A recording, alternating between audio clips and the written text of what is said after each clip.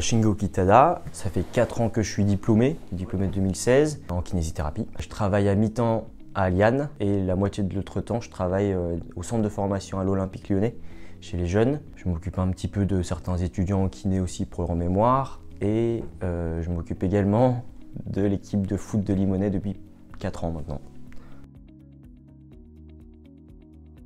La méthode Hélène, c'était venu mais vraiment par hasard. Quand j'étais en master de recherche, j'ai fait un master de recherche juste après mes études. J'étais en recherche d'un sujet et c'était mon titulaire du cabinet de mon ancien travail qui m'avait invité à une conférence. Au départ, je me suis dit mais c'est quoi cette méthode? Parce que tu voyais un gamin qui faisait du tennis, qui faisait son service au tennis où il n'arrivait pas à tendre son coude. Et en une séance d'environ 1 heure, il arrive à changer, à modifier la gestuelle d'un joueur.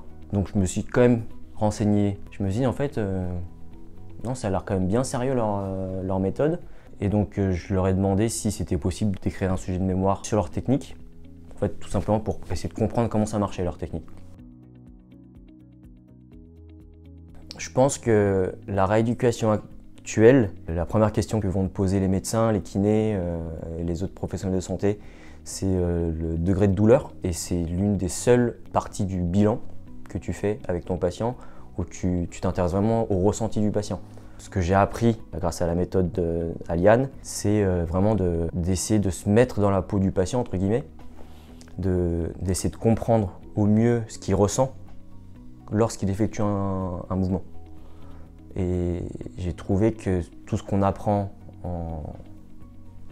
dans les autres formations, et également la formation de base de kiné, c'est que tu t'occupes que de ce qui est périphérique et pas t'intéresser suffisamment au côté est-ce que tu arrives à bien activer ce muscle-là, est-ce que tu arrives à ressentir la différence entre la droite et la gauche, la différence entre avant blessure et après blessure.